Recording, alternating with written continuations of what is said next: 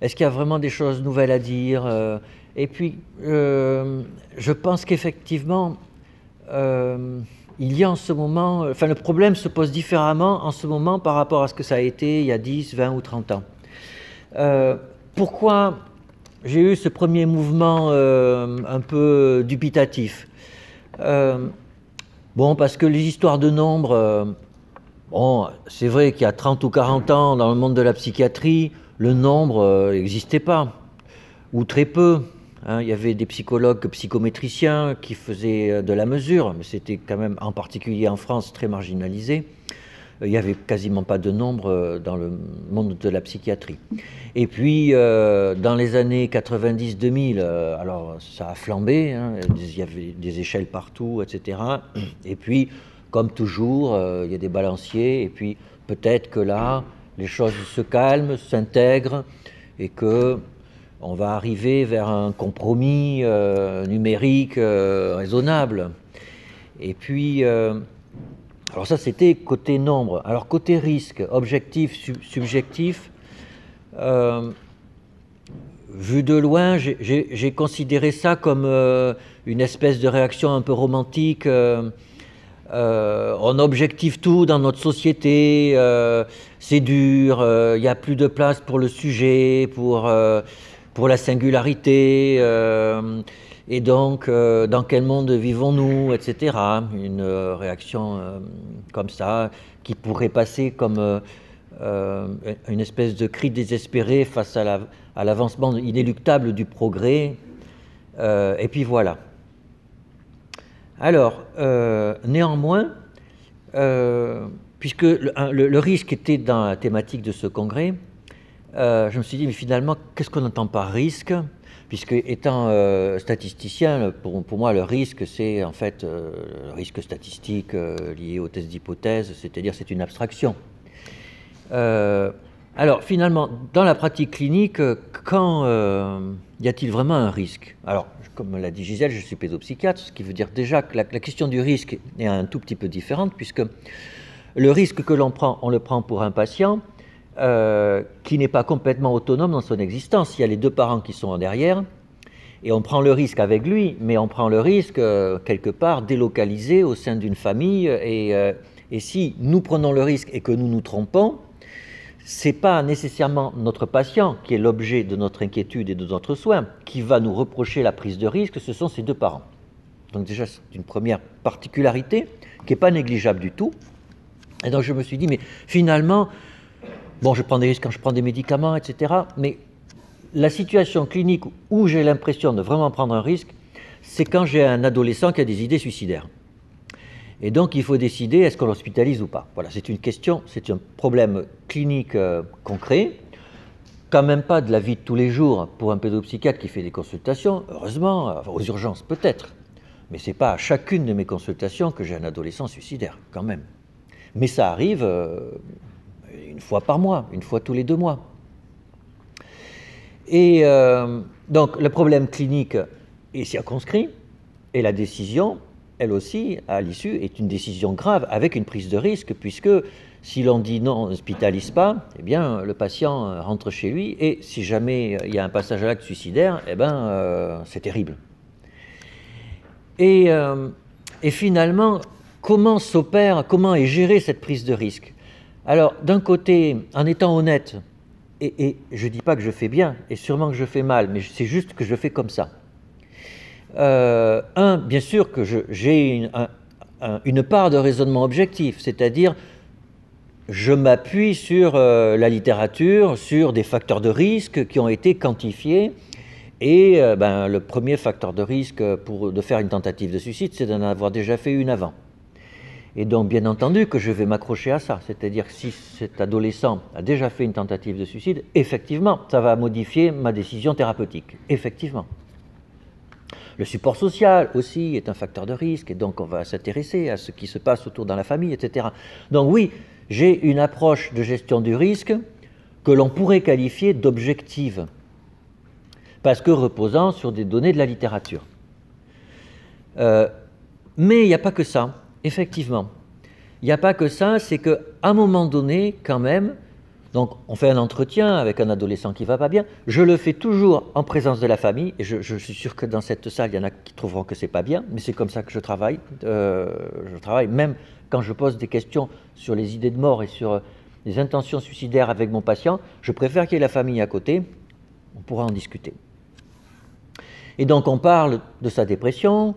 Et puis, petit à petit, il faut bien amener cette question du suicide dans l'entretien. Et on est bien d'accord, c'est quand même pas facile. Et à un moment donné, donc bon, il y a des idées suicidaires, et puis à un moment donné, il faut bien poser cette question, mais si je dis, ben écoute, d'accord, on va prendre en charge, mais tu vas rentrer chez toi, est-ce que tu penses que tu pourrais te suicider? Et là, c'est toujours une question extrêmement forte, et en général, l'adolescent ou l'adolescente me dit non, je pense pas. Je vais pas bien, mais je pense pas que je me suiciderai. Alors, bien sûr, vous allez vous dire, mais on n'en sait rien. Et on n'en sait rien. On n'en sait rien, mais pourtant cette question permet d'apprécier un risque subjectif. Et dans les faits, j'y accorde peut-être même plus d'importance à toutes les questions objectives que j'ai posées avant. Et c'est quand même une question, d'ailleurs, est-ce que j'ai raison de faire ça? Qu'est-ce qui me permet d'étayer ma décision sur une question aussi, avec une réponse aussi subjective? Et donc, je vous propose de réfléchir autour de ça en général, quoi. Et puis, donc en partant du nombre et puis en allant vers quelque chose qui sera de plus en plus clinique. Et donc, en dépiotant cette question, je vous propose de l'aborder sous 4 facettes. Une facette éthique, une facette qui vient de la pratique clinique, on l'a déjà déflorée, une facette épistémologique, et puis une facette qui relève de la psychologie du clinicien, du soignant. Pas de la psychologie clinique, hein, de la psychologie de nous, cliniciens. Et je vais les prendre dans l'ordre inverse, c'est-à-dire je vais commencer par la psychologie du soignant, en lien avec le nombre et l'appréciation objective du risque. Et là, la première chose à dire, c'est que, en termes psychologiques, c'est de la psychologie, pas bas de gamme, mais du sens commun, hein. Nous n'avons pas tous la même relation au nombre. Voilà.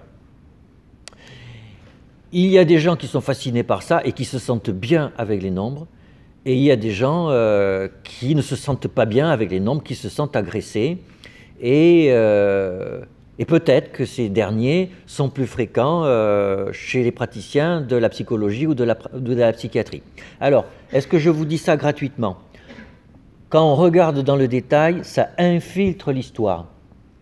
On peut commencer bien sûr par Pascal, l'esprit de finesse et l'esprit de géométrie. Donc il y aurait des gens qui aiment penser en termes de concepts clairs, précis, l'esprit de géométrie.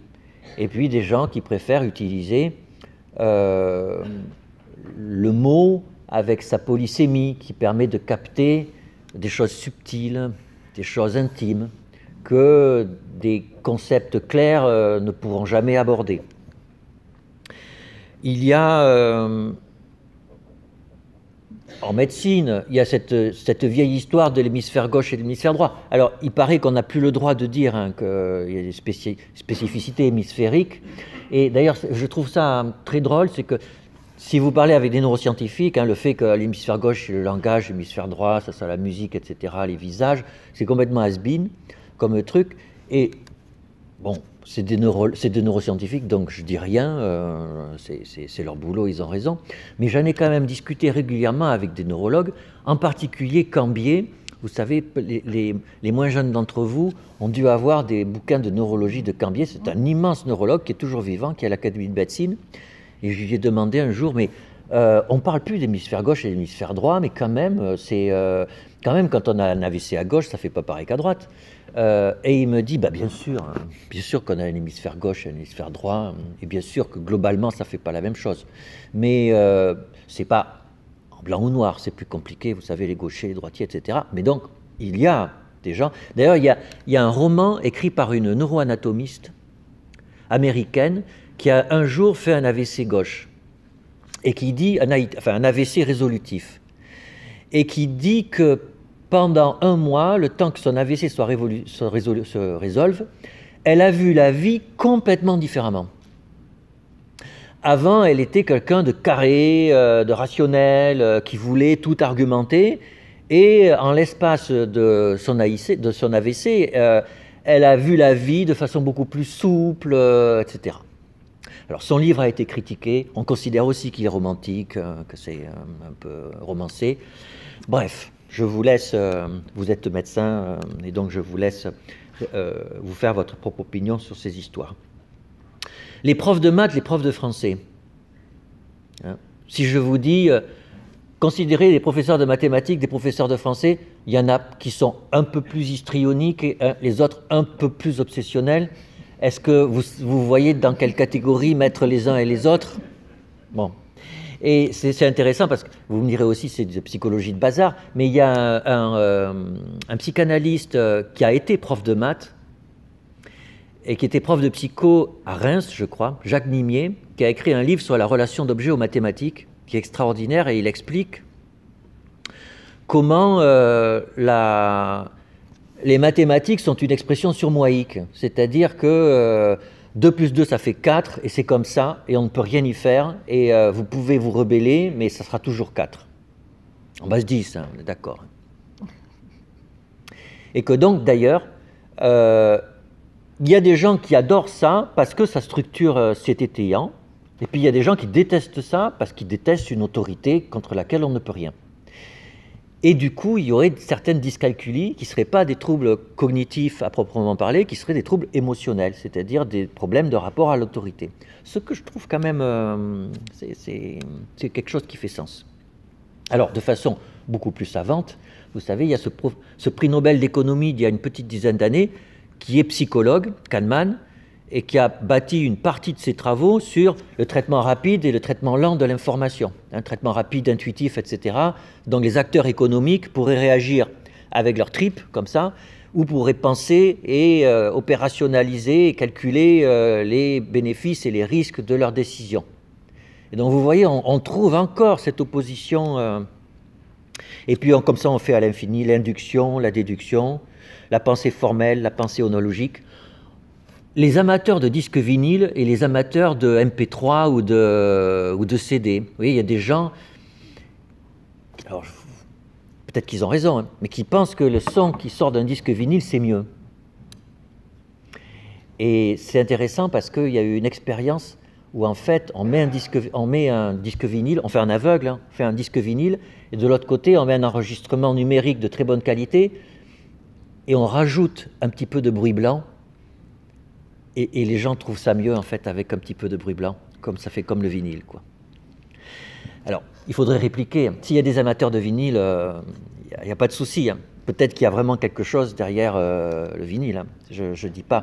Mais il y a, vous voyez, on retrouve un peu le fait que quelque part le nombre, c'est pas sympa, quoi. Qu'il y ait de l'art qui travaille, qui puisse être véhiculé par le nombre, c'est un truc choquant. Voilà, donc ça c'est premier point, nous ne sommes pas tous pareils par rapport au nombre, nous soignants, et il y en a qui adorent les nombres, qui adorent les échelles, qui en mettent partout, etc. Et puis il y en a, c'est exactement le contraire. Alors, déjà d'emblée, on ne peut pas dire que d'emblée, rien qu'avec ça, que certains ont raison et d'autres ont tort. C'est juste une propension. Et donc du coup, les premiers vont avoir une propension à dire que les nombres c'est bien, et puis les seconds vont avoir une propension à trouver des arguments pour dire que les nombres c'est mal. C'est un conflit d'intérêts avec ce qu'on est. Alors après, sur la psychologie du soignant, il y a aussi cette question du romantisme et du désenchantement, qui est une question de société en ce moment, hein, que l'on voit. Bon, il y a des partis politiques que je trouverais un peu romantiques, avec un côté un peu anti-lumière. Et je ne dis pas ça de façon péjorative. Hein. C'est-à-dire, le courant anti-lumière est un vrai courant philosophique qui affirme avec des arguments ses positions philosophiques, qui sont le refus de l'universalisme. Les Lumières, c'est l'universalité, et vous savez qu'il y a des gens qui considèrent que l'universalisme est une impasse philosophique, et ça se défend, qui sont contre l'humanisme abstrait véhiculé par les Lumières, qu'on a un corps, que ce corps est imparfait, et que, voilà, qu'il nous constitue, et puis de l'autonomie individuelle, qui est quand même le grand truc des Lumières, et qu'en fait on n'est rien, on peut être dominé par nos émotions, par les autres, etc., et que ça participe de la vie. Donc vous voyez, parce que souvent dans notre société, hein, quand on dit ah, t'es un gentil romantique, ça veut dire t'es sympa, on aime bien être avec toi, mais t'es quand même pas sérieux. Alors que la position romantique peut être une position philosophique authentique. Et la question du désenchantement, et donc tout ça pour dire qu'il y a des collègues qui sont plus ou moins romantiques. C'est une évidence. Il y a des collègues, quand ils parlent de leur pratique clinique, on sent quelque part ce souci de ne pas universaliser, de considérer le sujet pensant comme ça, comme une espèce de chose désincarnée, ou au contraire de sujet incarné, etc. Et donc ça va jouer.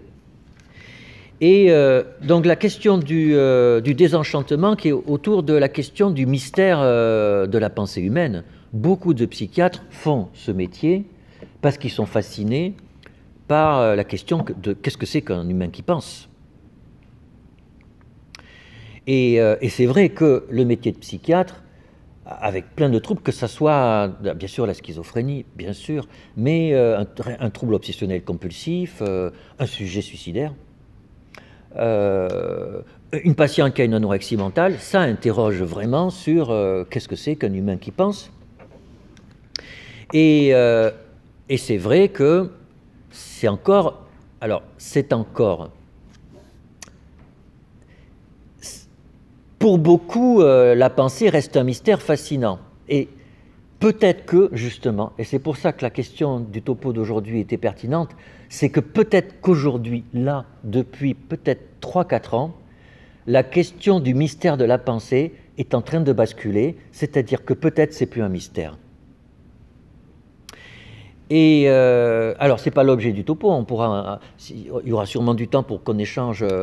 est-ce que vraiment c'est plus un mystère? Mais vraiment, quand on lit les travaux des neuroscientifiques d'un côté, c'est sûr, mais surtout des informaticiens qui font du deep learning, c'est-à-dire qui font des réseaux de neurones formels, eh bien franchement ce qu'ils font, on est à deux doigts de voir à travers leurs travaux ce que c'est que de penser, avec toute la complexité de la pensée que l'on peut voir à travers nous-mêmes et nos proches, mais aussi à travers nos patients. Alors vous me direz, il exagère, sauf qu'il y a quand même des arguments un peu objectifs. Qu'est-ce qui est le comble du narcissisme de la pensée humaine? Ben, jouer aux échecs, au Go, etc. Et vous êtes au courant que c'est râpé. Donc ça fait déjà un certain temps que les ordinateurs sont des champions d'échecs. Mais là, on pourrait dire que la pensée des échecs, c'est une pensée atrocement formelle et combinatoire.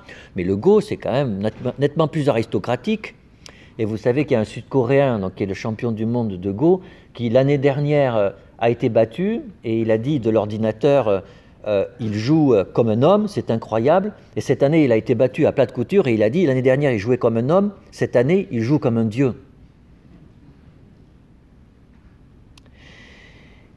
Et puis, il y a un ordinateur qui a gagné le jeu Jeopardy. Alors ça peut vous paraître anecdotique. Jeopardy, c'est un jeu télévisé aux États-Unis où on vous dit par exemple quel était le métier du second fils de Louis XVI. Et vous devez répondre. Eh bien, il y a un ordinateur qui est champion absolu des Jeopardy. C'est-à-dire on lui pose la question quel était le métier du second fils de Louis XVI. Il analyse le contenu de la question, il le transforme en quelque chose qu'il arrive à comprendre.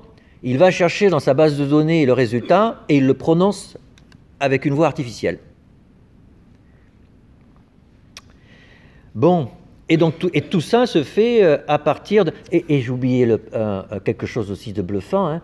Il y a un ordinateur maintenant, un programme d'intelligence artificielle, vous pouvez lui demander d'écrire un quatuor à cordes de Schubert ou une fugue de Bach, et il le fait. Et j'ai déjà entendu, c'est un prof de musicologie en Californie qui fait ça avec des informaticiens. Et quand vous entendez la musique que c'est, eh ben, je vous garantis que c'est impressionnant. C'est impressionnant. Et donc tout ça est fait avec des ordinateurs classiques et des réseaux de neurones formels. Et il y a même aujourd'hui, grâce à l'analyse de réseaux de neurones formels, on arrive à voir ce que les couches de neurones intermédiaires voient, entre guillemets, dans des réseaux de neurones formels. Et ce qu'ils voient est proche des images mentales que nous faisons. Vous savez, quand on ferme les yeux, que je vous demande de penser à la tour Eiffel, vous allez voir quelque chose de bizarre, hein, etc. Eh bien, on arrive à avoir exactement le même type de représentation sur des réseaux de neurones formels. Et donc, aujourd'hui, il y a un véritable phénomène de désenchantement pour beaucoup d'entre nous, parce qu'on sait implicitement que c'est en train de se passer, et que c'est un peu inéluctable, et que donc, le psychisme est en train d'être compris, même dans ses aspects les plus mystérieux. Eh ben ça, il va falloir en faire un deuil, et peut-être que ça déclenche des réactions négatives par rapport aux nombres, aux ordinateurs, etc. Juste pour vous remonter le moral, vous savez ce que les ordinateurs et les robots ne savent absolument pas faire? Plier une serviette en 4. C'est-à-dire, aujourd'hui, prendre une serviette de table et la plier, on ne sait pas faire, c'est impossible. Donc on sait être champion, on sait être pris pour un dieu. Enfin, un ordinateur, un programme peut être pris comme un dieu en jouant au Go, mais on ne sait pas programmer une machine pour plier une serviette. Et peut-être qu'en fait, le narcissisme de l'être humain devrait être dans le pliage de serviettes plus que dans ses fonctions cognitives supérieures. Bon, il faut être honnête, il y a quand même une autre chose qu'ils ne savent pas faire, c'est une psychanalyse. C'est-à-dire faire parler quelqu'un et essayer de voir par association ce qui résonne dans sa vie en rapport avec son développement précoce ou moins précoce, ils ne savent pas faire. Mais franchement, je ne suis pas sûr que ça soit infaisable. Donc, effectivement, il faut qu'on soit honnête avec nous-mêmes. Il y a tout un tas de raisons qui peuvent faire qu'on n'aime pas les nombres dans nous, psychiatres. Alors, ça c'était psychologie du soignant. Le second point, c'était un point épistémologique.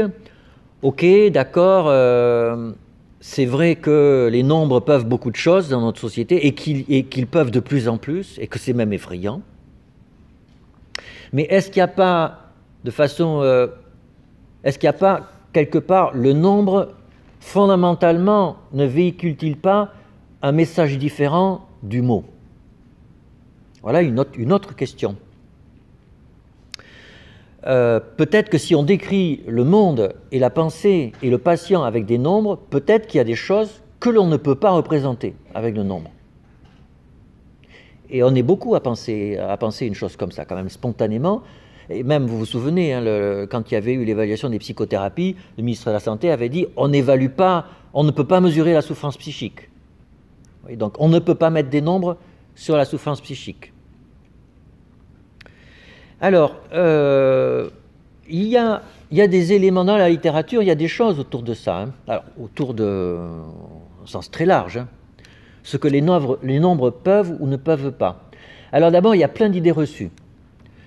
Première idée reçue, c'est que si on utilise des nombres pour décrire un être humain, alors comme ce sont des nombres, ben ça va être quelque part des équations, et donc du coup, en fait, l'être humain va être enfermé dans une formule déterministe.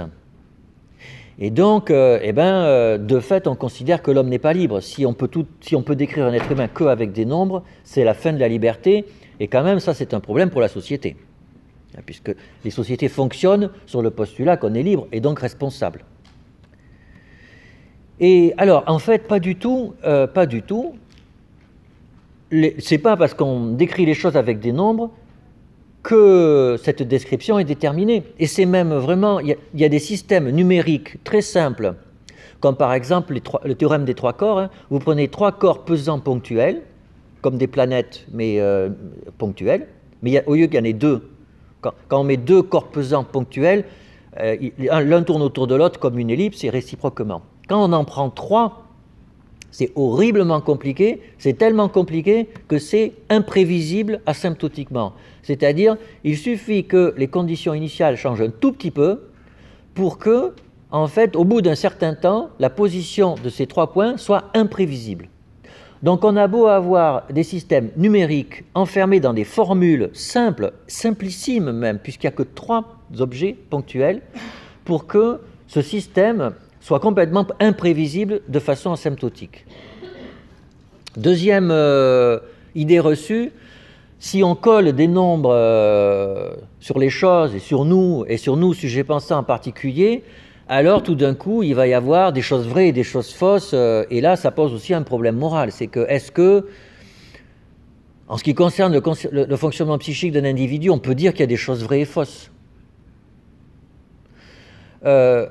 Et là aussi, c'est une idée reçue, c'est que quand vous décrivez les choses avec des nombres, à l'intérieur du langage nombre, il y a une notion de vrai ou de faux. Mais ce n'est pas parce que cette notion de vrai ou de faux existe à l'intérieur du langage qu'elle se transmet sur les objets représentés par ce langage. Je m'explique.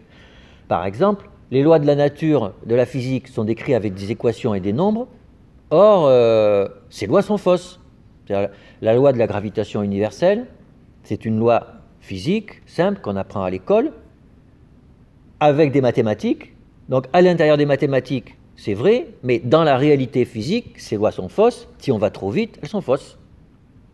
Donc ce n'est pas parce qu'on décrit des choses avec des nombres qu'on a le pouvoir et qu'on peut prétendre dire qu'on a trouvé la vérité ou pas. Certains font ça, hein, bien sûr. Hein. Mais c'est un abus de position épistémologique. Ça n'est pas parce que vous parlez avec des nombres que vous dites vrai.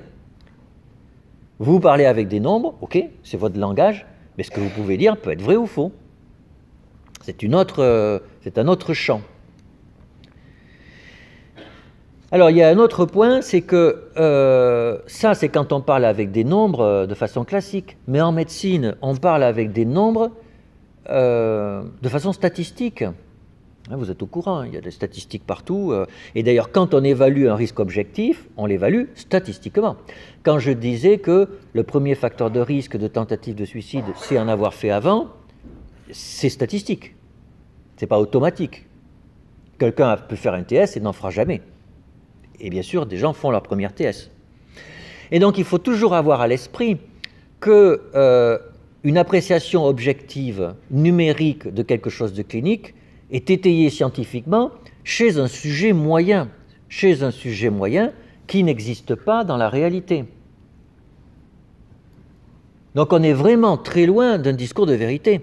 C'est un discours de vérité sur un sujet moyen, compte tenu des conditions expérimentales dans lesquelles ont été réalisées l'étude. Mais ce sujet moyen est un sujet abstrait, et en tout cas qui n'est pas le sujet que vous avez en face de vous. Le sujet que vous avez en face de vous n'est jamais un sujet moyen. Et ce n'est pas pour ça que les statistiques ne sont pas utiles. Elles sont utiles en moyenne. En moyenne, c'est bien de demander si les gens ont déjà fait une tentative de suicide. C'est utile. C'est utile, mais ça ne dit pas la vérité. Alors après, on pourrait discuter, mais c'est très intéressant, mais là ça dépasse vraiment... c'est est-ce que les nombres peuvent tout dire? La réponse est non. Alors, par exemple, alors ça a un impact pour la vie des sociétés, c'est qu'une démocratie... le nombre ne peut pas aider vraiment à construire une démocratie. Je m'explique. Par exemple, il n'existe aucun système de vote pour élire par le suffrage universel un président qui soit consistant numériquement. Vous voyez, nous on fait le premier tour et le second tour. Mais vous voyez bien, d'ailleurs on le voit bien régulièrement, ça pose un problème, pour certains ça pose un problème démocratique parce que les deux premiers qui arrivent à la fin du premier tour, ce n'est pas forcément ce qu'il aurait été logique de présenter au second tour, etc. Et d'ailleurs, il y a eu des situations, des alternatives de proposer chez ceux qui font des sciences politiques. Au lieu de voter pour quelqu'un, on mettrait pour chacun un nombre entre 0 et 10. Et à ce moment-là, on a montré que le Front National chuterait, parce qu'il y a beaucoup de personnes qui n'aiment pas du tout le Front National. Il y en a un nombre important qui l'aiment, mais beaucoup qui ne l'aiment pas. Et du coup, quand on vote en oui-non, le score qu'il aurait serait complètement différent du score qu'il aurait si on le note en 0,10. Tout ça pour dire qu'en fait, il n'existe aucune solution à ce problème. C'est-à-dire comment faire pour transformer des préférences individuelles en un choix collectif, eh bien, on a démontré qu'il n'existait aucune méthode totalement satisfaisante. Le théorème d'Arrow, ça s'appelle, un économiste de la moitié du XXe siècle. De la même façon, donc, il y a d'autres choses, le théorème de Gödel, qui dit aussi qu'il y a des choses vraies, on sait qu'elles sont vraies, on ne pourra jamais démontrer qu'elles sont vraies. C'est quand même, c'est très beau, en particulier pour nous, je trouve que ça, c'est quelque chose qui fait sens. Donc vous voyez, la question du nombre est une question qui n'est pas, si on la prend en termes épistémologiques, c'est pas vraiment ce qu'on pense spontanément avec le sens courant du nombre. Le nombre, c'est un truc dur qui dit le vrai, on est enfermé par le nombre, voilà, il n'y a pas d'espace de réflexion. Non, c'est pas ça du tout. En particulier, le nombre statistique est un nombre mou. C'est un nombre qui aide à conceptualiser, mais qui ne correspond à aucune réalité. Alors, j'en arrive tranquillement à la clinique et à la fin.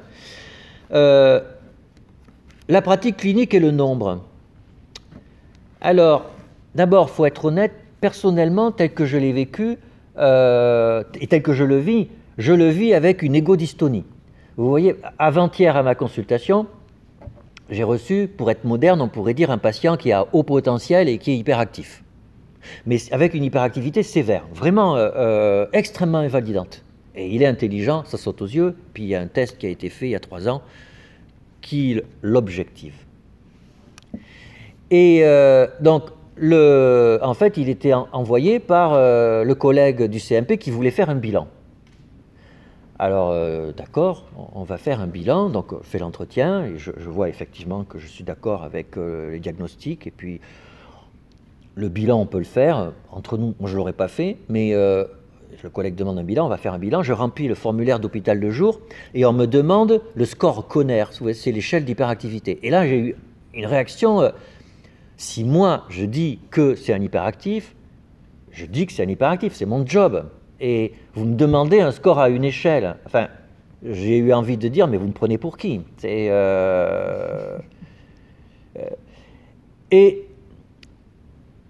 ça n'est pas récent. Étant interne, une de mes chefs de clinique m'avait dit un jour à la visite, c'était en pédopsychiatrie, hein, toujours, est-ce que tu as vu Damien aujourd'hui? Oui. Est-ce qu'il va mieux? Ah oui, il va mieux. Est-ce que tu as utilisé la CDI? Il était déprimé. Children Depression Inventory. Non. Ben, si tu n'as pas utilisé la CDI, comment tu peux dire qu'il va mieux? Ben, je l'ai vu et il va mieux. Et si vous voulez, et je me souviens que ça m'avait profondément choqué. J'avais été voir la chef de service, qui est maintenant une copine, et je lui avais dit, dans votre service, on ne fait pas de clinique. Alors, comment vous dites ça? Ben non, on m'a dit ça, et ça, on ne peut pas dire une chose comme ça. Et c'était intéressant parce qu'elle avait téléphoné à des collègues spécialisés dans l'échelle en leur demandant, voilà, il m'a dit ça, qu'est-ce que tu en penses, etc. Et la majorité des collègues, psychiatres pour adultes, avaient plutôt dit que j'avais raison. Plutôt, c'est-à-dire pas tous. Bon, alors, qu'est-ce qu'il faut penser de ça? C'est-à-dire, quand même, j'ai à moitié raison. C'est que l'échelle de Conner, je comprends pourquoi il la demande, c'est que ça permet d'avoir une note, ça permet d'avoir une idée de la gravité, au-delà de la littérature un peu romantique que je vais écrire sur mon observation. Ceux qui vont organiser l'hôpital de jour, ils vont voir avec le nombre si c'est un patient très grave ou pas grave. Parce que moi, si je vais dire il est très grave, ils vont se dire, oui, mais Falissard, quelle est sa hiérarchie de gravité? Et donc, je comprends. Je comprends que les nombres peuvent être utiles à la pratique clinique. Mais d'abord, en fait, cette utilité est très discutable, rien qu'en termes médico-économiques. C'est qu'en fait, un clinicien entraîné va beaucoup plus vite que faire passer une échelle.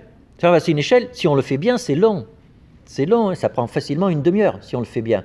En une demi-heure d'entretien, on fait beaucoup de choses. Beaucoup de choses. Et donc, rien qu'en termes de coût-efficacité, en fait, le nombre n'est pas tellement rentable. Alors, ça c'est pour l'hétéro-évaluation. Pour les auto-questionnaires, il faut être honnête, je m'en sers en fait. Vous voyez, on donne le questionnaire Conner par an aux parents d'enfants qui viennent pour un motif d'hyperactivité. Et c'est vrai qu'en début de consultation, je regarde comme ça tout ce qui est coté, et ça me donne d'emblée un panorama global des zones, de l'homogénéité de la symptomatologie ou pas. Et ça me prend 5 secondes. Donc c'est assez rentable. Mais il y a un effet indésirable, c'est qu'il y a le risque de se servir de ça pour ne pas rentrer dans l'entretien. Et j'y arrive. J'y arrive, c'est que se pose la question de, dans la pratique clinique, de l'objectivité et de la subjectivité. Et quand même, à l'évidence, dans la pratique clinique, il y a une part fondamentale de subjectivité qui relève de la rencontre entre, en psychiatrie pour adultes, un soignant et un soigné, en psychiatrie pour enfants, un soignant et une famille en général. Et cette rencontre est vraiment quelque chose de fondamental. Et c'est vrai qu'elle a aujourd'hui du mal à être objectivée et à être capturée par du nombre. Et là, je voudrais juste vous donner quelques éléments de texte sur la phénoménologie de la rencontre, qui ne sont pas forcément connus et à la mode, mais que je trouve absolument remarquables, notamment d'un collègue japonais qui s'appelle Bin Kimura, qui a écrit des textes sur la phénoménologie de la rencontre. Alors, c'est intéressant parce que, comme c'est un collègue japonais, en fait, il n'a pas la même façon de décrire ce qu'est d'être conscient, ce qu'est d'être dans la relation, etc. Et alors, qu'est-ce qu'il dit? Il dit d'abord qu'un entretien, c'est la rencontre de deux êtres vivants. Et que ça, c'est quelque chose, c'est vrai, qui n'est pas, qu'on n'utilise jamais avec les nombres, mais qui est fondamental. Et d'ailleurs, on serre, alors la plupart du temps, on serre la main de nos patients, rien que de leur serrer la main, de les toucher, c'est quelque chose qui va participer à ce que l'entretien va se dérouler d'une façon ou d'une autre. Ça ne veut pas dire qu'on ne peut pas faire d'entretien par Skype, hein. On peut faire des entretiens par Skype. Et parfois, ça peut même mieux marcher qu'en face à face. Ça a été étudié, hein. Et même des robots peuvent faire des entretiens. Et parfois, on a montré que les gens peuvent répondre plus à des robots qu'à des vrais sujets. Donc c'est compliqué. Mais la rencontre avec un être humain vivant, c'est quand même quelque chose qui n'est pas remplaçable. Premier point. Deuxième point, il a deux mots, le collègue, l'AIDA et le Jikaku. L'AIDA, ça caractérise le fait que quand on est en entretien, il se passe quelque chose entre nous et que, en partie, on existe par la relation avec l'autre. Et donc, nous existons par l'existence du patient en face de nous et lui aussi, réciproquement. Et le deuxième point, le Jikaku, c'est les Japonais n'ont pas vraiment la notion de conscience de soi, ils ont plutôt la notion de révélation de soi, c'est-à-dire en développement, l'enfant serait en fait un être vivant, agissant, et un jour, en accord avec Piaget d'ailleurs, c'est-à-dire un peu à la fin de l'école primaire, début du collège, un jour, tout d'un coup, l'enfant se révèle à lui-même et il devient un sujet agissant, pensant. Moi, je trouve ça très intéressant. Plutôt de dire conscience de soi, révélation de soi, je trouve ça très intéressant. Et alors, ce qu'il dit, c'est que dans le soin, en fait, alors, ça a été beaucoup utilisé dans la schizophrénie, c'est-à-dire que le schizophrène aurait perdu sa révélation de soi, elle est dissoute dans sa psychose, et de ce fait, la relation médecin-malade devient compliquée. Et moi, je dirais qu'en tout cas, dans ce contact avec ce patient suicidaire, c'est presque un peu le contraire, c'est-à-dire que le soi du sujet est tellement douloureux qu'il ne peut pas être mis en relation avec autrui. Il absorbe tout et que du coup, une des seules issues, c'est l'issue de disparaître. Et dans la pensée de Bin Kimura, il y a une espèce comme ça de... Le soin consiste à...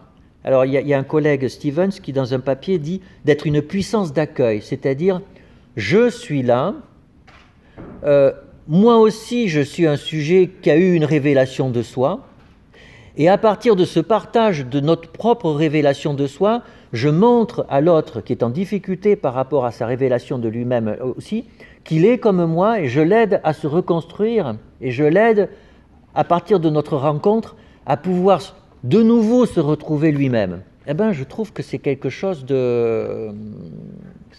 qui fait sens. Alors vous me direz, ça a à voir avec quoi? Avec le sujet du topo? Eh bien, c'est qu'en fait, quand on fait une évaluation subjective du risque suicidaire, en fait, on est thérapeutique. On est thérapeutique parce qu'on s'engage dans une relation, et dans une relation qui est tout sauf anodine. Quand on commence à dire à quelqu'un « Est-ce que tu penses que tu vas te suicider ?» Quand on dit ça, on dit à l'autre « Mais tu sais, moi aussi je suis un sujet pensant, vivant, et je sais que c'est compliqué d'exister et éventuellement de décider, parce que c'est trop compliqué, de mettre fin à ces jours. » Dans ma question, implicitement, il y a aussi ce sens qui est véhiculé. Et le fait de dire ça va permettre à mon patient, quelque part, de commencer à se reconstruire. Et là, on est vraiment dans ce qui fait que la part de l'entretien subjectif est incontournable. Voilà. Alors, juste pour terminer, l'aspect éthique, en 3 mots. L'aspect éthique, il est incontournable. C'est que si l'on fait de l'évaluation du risque que objectivement et qu'il y a un problème de mésestimation du risque, qui est responsable? La responsabilité est une question éthique. Et si tout est numérique et tout est transformé par algorithme, du coup, où est la responsabilité clinique? Vous savez que c'est une méga question aujourd'hui avec les voitures sans chauffeur, etc. Et qu'il y a des éthiciens, des profs de droit qui réfléchissent à cette question et qu'il n'y a pas de solution. Or, on peut imaginer que dans un futur un peu lointain, d'ailleurs, vous savez que l'ordinateur qui a gagné le jeu Jeopardy, c'est IBM qui le commercialise. Et dans quel secteur il le commercialise? En médecine, en cancérologie, pour décider des lignes de chimiothérapie. Donc vous voyez, cette question n'est pas abstraite du tout. Ce n'est pas une question abstraite, il y a un vrai questionnement éthique, d'autant plus éthique qu'il est possible que des économistes de la santé reparamètrent l'ordinateur pour que les choix thérapeutiques soient les plus coûts-efficaces. Donc, du coup, pour conclure, cette question du nombre et du caractère objectif ou subjectif de l'évaluation du risque est une vraie question actuelle. Alors là, je vous ai peut-être rendu un peu pessimiste en disant que c'est horrible, les ordinateurs qui vont faire des diagnostics, et que le nombre nous envahit, etc., etc. Eh bien, figurez-vous qu'on a des raisons quand même d'être optimiste. Il n'y a pas longtemps, j'ai reçu un prof de management des systèmes de santé qui a été formé dans des écoles de commerce, etc. Eh bien, figurez-vous qu'il est en train de faire un essai randomisé pour montrer que quand un chirurgien parle davantage à ses patients, eh bien, il y a moins de journées d'hospitalisation et ça coûte moins cher à la société.